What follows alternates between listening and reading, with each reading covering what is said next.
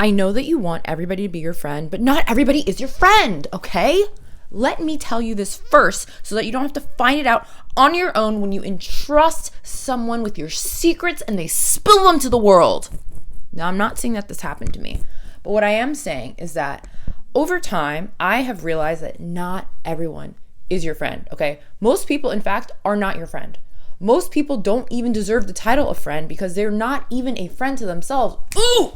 And if someone is not a friend to themselves, why on earth would you expect them to be a good friend to you? You really can't. You really can't.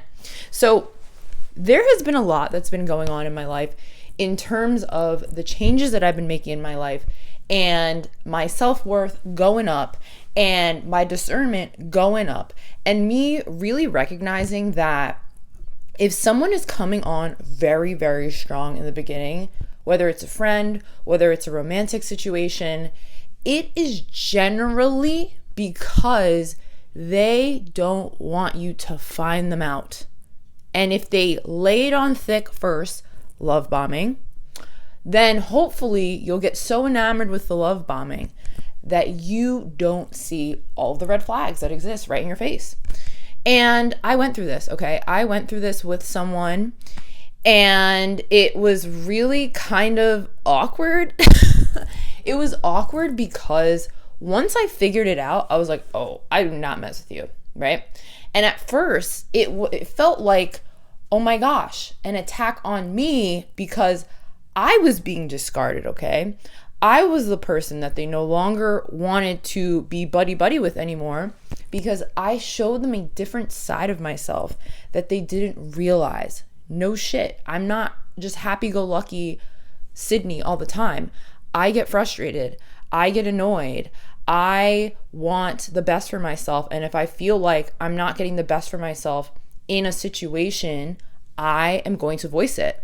And the fact that people see me and they see this demeanor that I have that is very respectful, that is very like bubbly and happy and all that, don't mistake my kindness for weakness, babe. I'm very happy to cut people off as soon as I need to.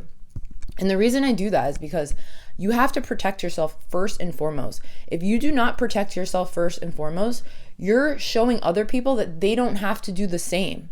And once people think they don't have to do the same, you are going to be treated like shit. It's simply the case, okay? And I know this because I was on the other side of it where I used to not do that because I wanted to be nice, because I wanted to placate to people, because I wanted to be a people pleaser, because I was a people pleaser. And when you're growing out of that and you're coming into your own self-worth, you are going to have to make different decisions in how you talk to people, in how you interact with people, in what your boundaries and standards are. Because if you don't have those boundaries, if you do not have those standards, people are going to trailblaze over them and they're not going to treat you with care, all right? But that's, again, because you're not treating yourself with care. You are only going to get the respect that you give yourself, all right? And I would say I'm actually really grateful for this experience, realizing that not everybody's my friend. And like, obviously you know that, but I hope, right? But I think because I spent so much time being a bit of a recluse, I was making content at home. I was just at home for the most part for like 4 years, starting in 2020. So from like 2020 to like the summer of 2024, I was at home. I did little odd jobs here and there, but for the most part, I wasn't in a career. I wasn't around people constantly. So I wasn't able to really understand the social dynamics that are going on because I wasn't in the social world.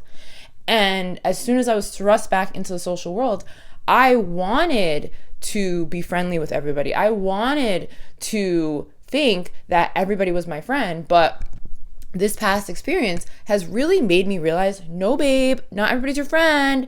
Not everybody's your friend. And it's not necessarily a malicious thing, although there are some malicious people, but I think most people can't even see themselves fully for who they are, can't understand their shadow selves, can't understand the little things that come out and the remarks that they make and the way that they move with people. So you can't really expect them to fully understand that maybe they're a bit manipulative, maybe they're a bit narcissistic, maybe they are a bit insecure. If they don't realize that about themselves, you cannot expect for them to tell you that they are those things, right? It's going to be revealed through their speech, through their interactions with you. And if you have very strong discernment like I do, and for a while, I think I didn't want to trust it because I'm like, oh no, but this person, they're so nice, they're so bubbly. What do you mean they're being a bit weird, wonky? What do you mean I'm feeling some pressure on my third eye? What do you mean? And that's why as you come into your own, as you really level up in your self-worth and in your discernment, you come to recognize those things as being warning signs of what this person is about, what these people are about, what this group is about, okay? And I think a lot of times, especially now, I am less quick to want to jump into anything, okay? Whether it's a friendship, whether it's a relationship, whether it's even a job situation. Like, I shouldn't be so desperate. You shouldn't be so desperate. We should not be desperate. We should really see the signs and we should recognize them and we should move accordingly. Because when you allow things to unfold naturally, when you allow people to reveal themselves naturally with time, you are better able to ward yourself off against outsiders who want to cause damage and harm, okay?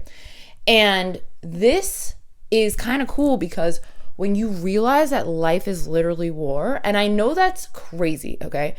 It's crazy to say life is war, people are out to get you, but it's actually the truth. People are out to get you. They don't want you to do better than they are, and they will try to get to you in whatever way they can. If that means the pleasantries, oh my gosh, you're so great. I don't know you though. So how do you know I'm great? How do I know you're great? I don't. You don't, okay? Don't play these stupid freaking games, okay? Because people will get to you, will figure out your little things if you reveal too much, and they will use it against you. So it's actually better to be quiet. It's better to not say anything, and it's better to observe. And that's what I've been learning, especially in the past few months. I just need to observe. I need to observe, and I need to keep most of my comments to myself. Unless it is a strategic thing to say something, don't say it. Literally keep it to yourself. Go home, write in your journal how you're feeling, talk to your family members, talk to your bestie, and don't share anything about how you really feel. It's just not smart. It's going to come to bite you in the butt. And I had an experience with that in the past few months as well. I was expressing myself. I thought it was a safe space. And I said way too much, way more than I needed to say. And again, it's a learning experience. I'm not mad, but I'm just here to tell you that you have to move in a certain way with people to maintain control over yourself, over your emotions. And it's so funny because earlier today, I was listening to like Stoic Thought, right? And I was listening to this maybe a few years back, but I'm kind of getting back around to it again because I do think there's some amazing principles with Stoicism and like just general philosophy. And so yeah, I think it's best to think more and observe more and say less and allow things to fall, okay? Because why are you trying to force anything anyway? Why do you need people to be your friends? Why do you need anything? You don't really need anything. You need yourself. And the only way that you can really fully have yourself is by being grounded and by taking your time and allowing things to unfold because you're not in a rush. You're not in a rush, all right? Most people don't deserve the title of friend, but you deserve to be your best friend, okay? And you can be, but it's going to take work. And are you willing to do the work? So if you like this video, like, comment, and subscribe. I have a video that I'm working on about my trip to Colombia, which I'm really, really excited about. So stay tuned for that. But I will see you guys in the next one.